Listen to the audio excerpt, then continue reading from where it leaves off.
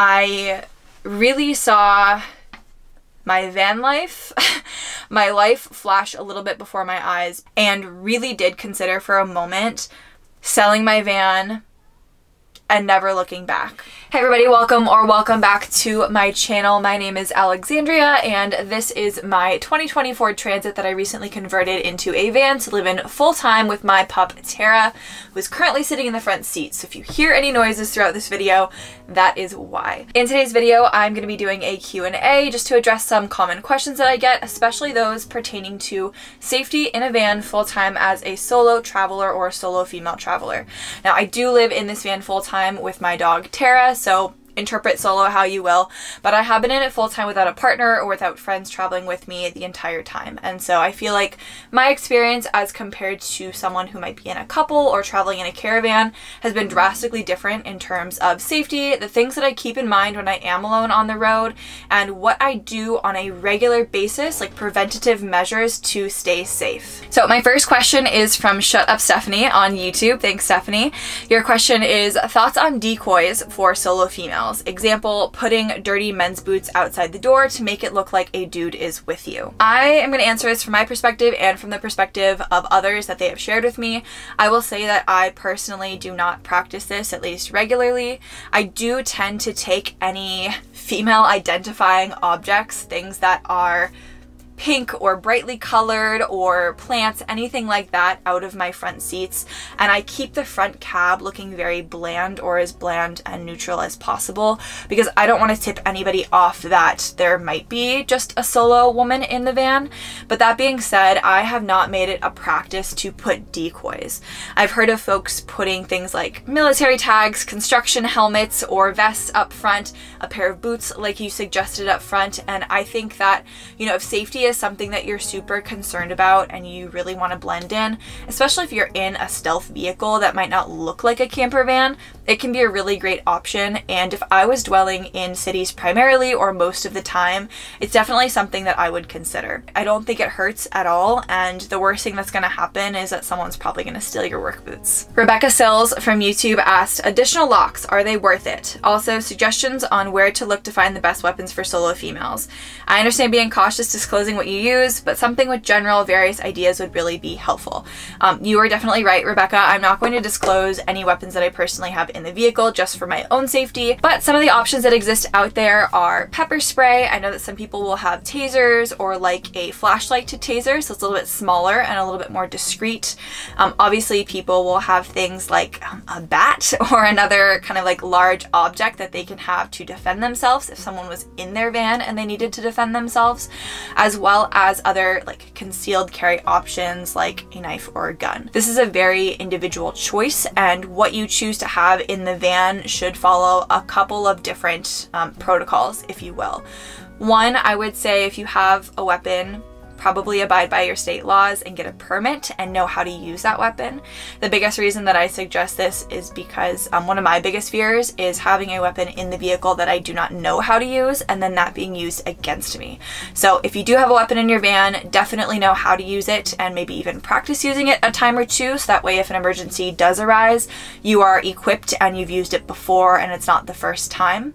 And then additionally to that, just double check and make sure that anything that you have in the van, whether it's, you know, a regular everyday weapon or something a little bit more extreme or on the like heavier end of weapons, that you are able to carry that across state lines. Because I know many of us travel and we go from California to Utah to Colorado to Washington to New Mexico, and all of those states have different laws and regulations around concealed carry, around weapons, and around permitting.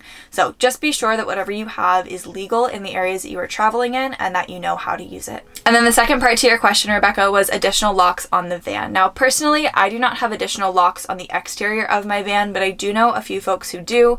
Linnea from Linnea and Aquila, I'll link her channel down in the description below, I know does have some exterior locks when she leaves her van for long periods of time, and that has made her feel extra safe on the road, especially if she is parking, leaving her van, and maybe going on a backpacking trip or leaving it stationary in one area where she will not be visiting back for a couple of days. I tend to not do that very often. I am usually usually with my van or back with my van within a couple of hours. In the future, if this were to change and I was regularly leaving my van overnight or for multiple overnights, I might consider adding some locks on the outside of the van.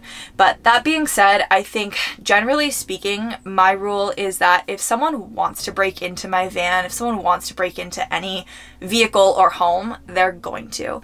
They could break through the front windshield, the side windows, the side doors, any of that is really fair game, and having a lock might be a deterrent, but if someone is determined enough, they will still get in. All right, the next question is from Jay Ferrant. What are your thoughts on concealed carry permits? Does having a dog with you full time help with nighttime security as far as an early warning system and barking as a deterrent for someone trying to get in during the night?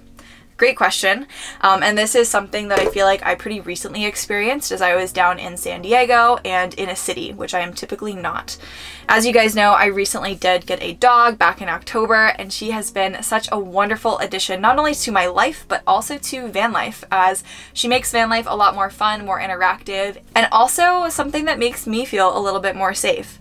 Tara does normally sleep kind of in the center part of the van in between my cabinets during the night, but if she ever hears anything, like when we were in Mammoth a couple of months ago, there were coyotes outside, she will pretty immediately get up and run to the front of the van. I don't have a partition wall, as you can see, these are my front seats, and so she can get up to the front of the van if she really needs to and stand up on her platform to see outside. Now, there are some hesitations I have about recommending this as a best practice, just because even though it is a good security system for the van, it also does give away that someone is living in the van. So if stealth is your biggest concern, I would say it might actually be a detriment to have a dog in the van, because if they see or hear a dog, again, pretty dead giveaway that someone else is in there. As far as an early detection system, she definitely knows when something is outside well before I do. I will be sound asleep and all of a sudden she is running up to the front and barking, and so I know that there is either an animal or a human outside, or at least that she has heard something that is abnormal. Alright, popping over to Instagram, we have a question from Sherry561 who said cameras. Now, I would assume by this, Sherry, you were asking if I have cameras around or in the van. I have motion detection sensors, glass break sensors, entryway sensors, and I do have a camera that I have not yet hooked up, honestly because of one major roadblock. That being said, I know folks who do have cameras in their van and they're wired into their Wi-Fi and electrical systems, that way they can run whenever they leave. I have, maybe naively so, not felt like I've been in an unsafe situation or been concerned about my safety or the safety of the van in places that I park, and so typically I don't feel like it's necessary. I will say though that it has been a stronger consideration of mine since getting Tara, especially now that we're heading into some warmer months, getting into spring and summer, wanting to make sure that she is okay. But in terms of having cameras just to monitor the van itself, I don't think that there is any added benefit for me personally when I consider the other sensors that I already have around the van. If someone is breaking into the doors, the windows, or the motion is detected inside of the van, I would already know regardless of a camera, and the police would be contacted via my Simplisafe system. That is my primary monitoring system in addition to the forward tracking that came on the van when I purchased it. And so for me, seeing somebody breaking into the van, obviously, yes, I could say that is definitively someone breaking into my van. But I think at this point, if someone else is breaking a window or opening my doors when I am not personally here, or I have not authorized somebody to open my van, I would already know that that is a break-in or a break-in attempt, and the police would be called regardless. Now, the next question is from Andy and Laura over on Instagram. Do you use an added security system besides just the door locks? Obviously, I lock my van. I also have the built-in forward security system, so if someone was to steal my van, I do have tracking through an antenna that is hidden very well, so don't get any ideas. In addition to my Simplisafe system, which I have glass break sensors, motion sensors, and entryway sensors.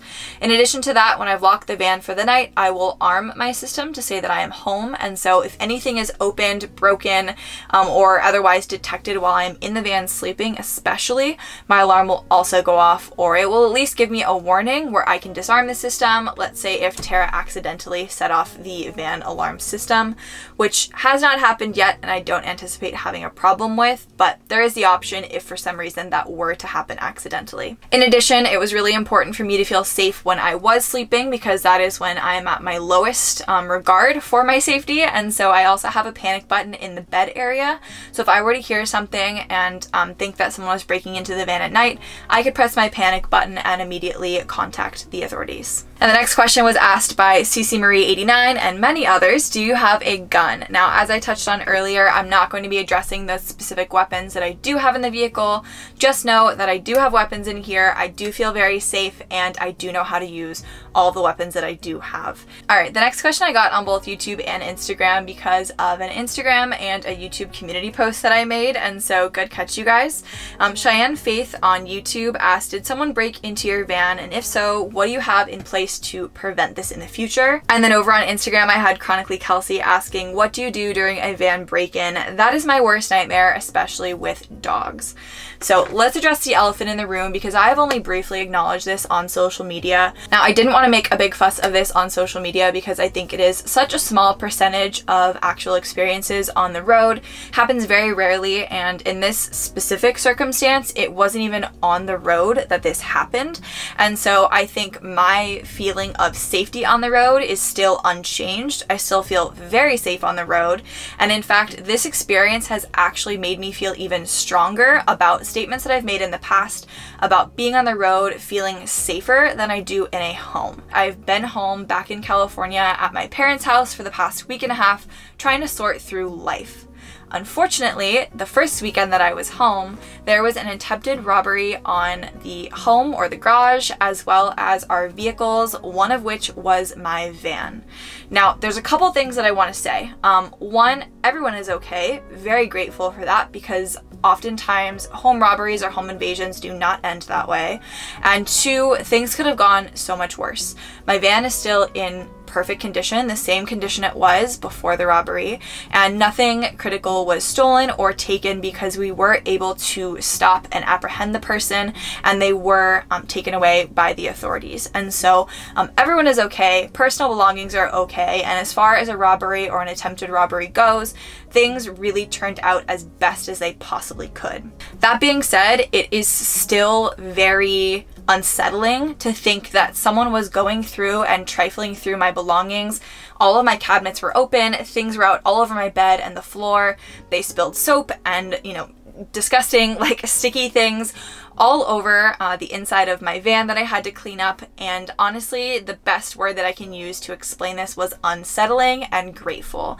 I am grateful that I was not in the vehicle at the time of the attempt. I am grateful that Tara was not in the van or the vehicle or outside at the time of the attempt, and that we were able to stop this person without becoming personally involved. I do not, again, feel like my personal safety on the road is being threatened because of this experience, because, again, I was parked in my family's driveway. This is nothing that would have happened necessarily if I was parked out on the road.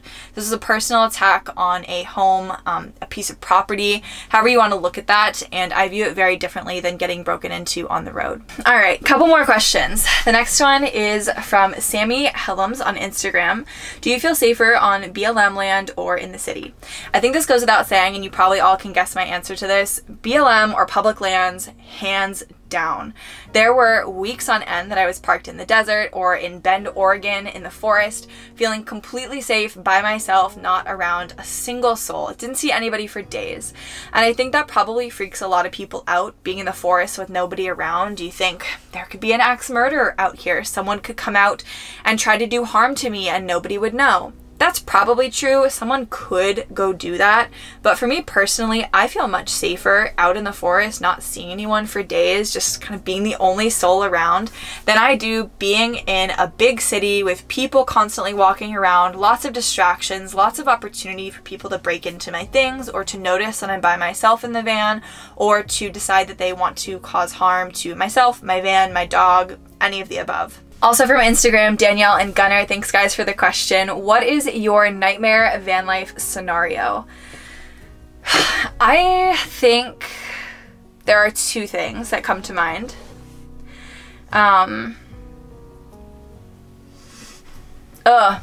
Yeah, and both of these things either happened or happened to people that I know recently. I think personally, like, out of my control, well, both are out of my control, but I think if it's like an ex outside, man, I'm like getting tripped up over my words. Because yeah, this is a nightmare, honestly.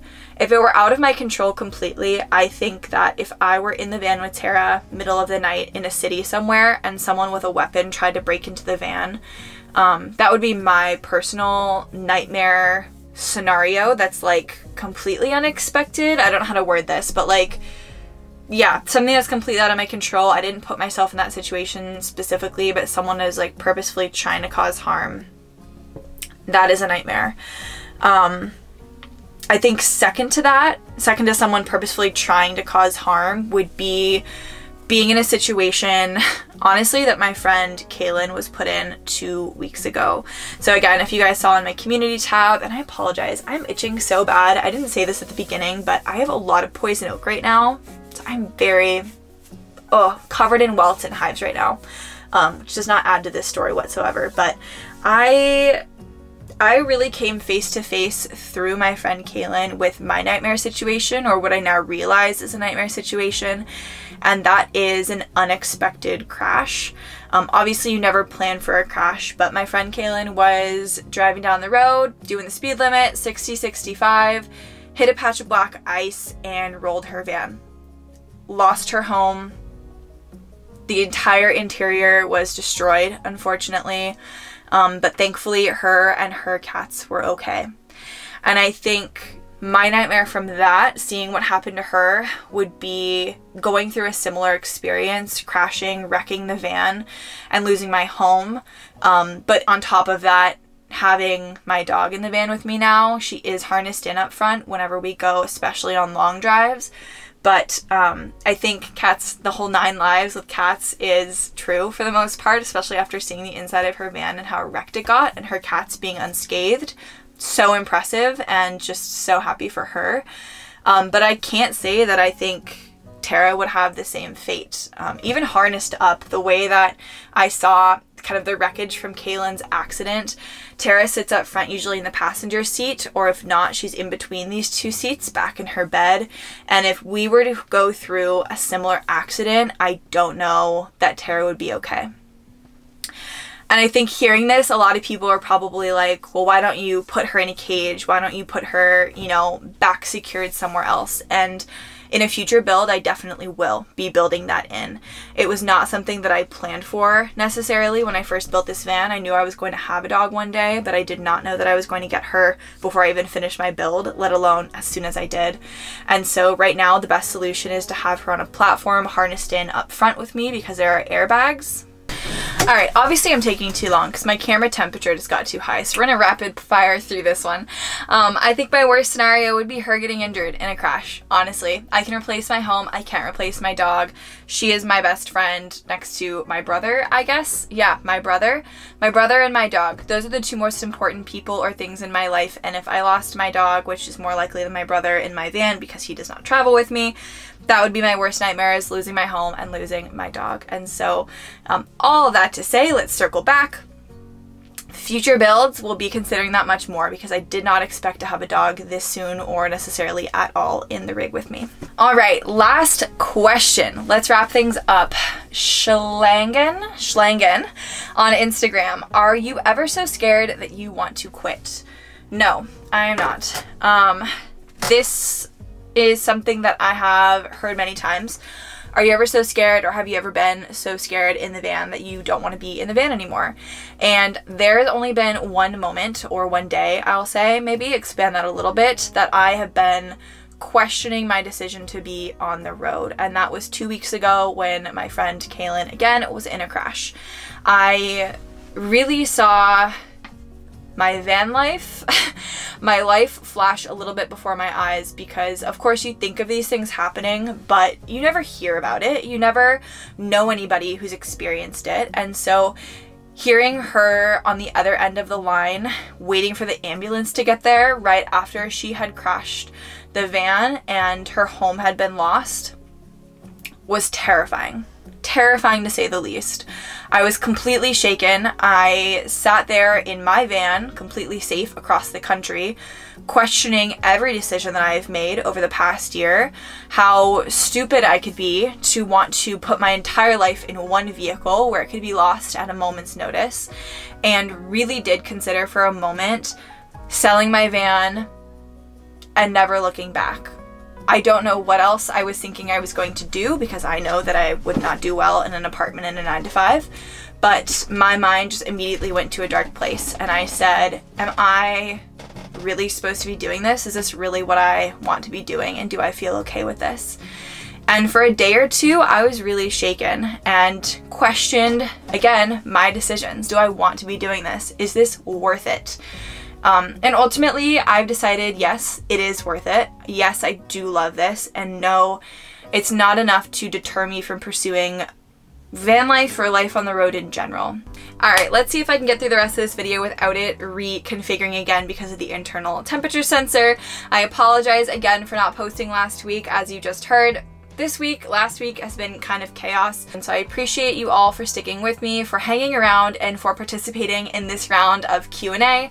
It's been so fun to get to know all of you through the community tab as well as the comments, and so I really appreciate you guys participating and making this feel more like a community and less like I am just talking to a camera lens in my van. If you have any follow-up questions for this video, leave them in the comments down below and I will do my best to get to all of them. I really love talking about this, especially as a solo female on the road, because I think there is a lot of stigma or a lot of thoughts that I had and other people have before hitting the road or not being on the road about how safe this lifestyle actually is. And I'm a super big advocate of, if you want to do this, don't let safety be a reason to not do it, because personally, and from the experiences that I've heard from others, all of us, for the most part, feel safer on the road than we did living in our cities of lives past. And so, again, thank you guys for being here this week. Thank you for participating and making this interactive and fun. I will be back next week for another video with some hopefully big life updates. So stay tuned for those, and I will see you next week. Bye!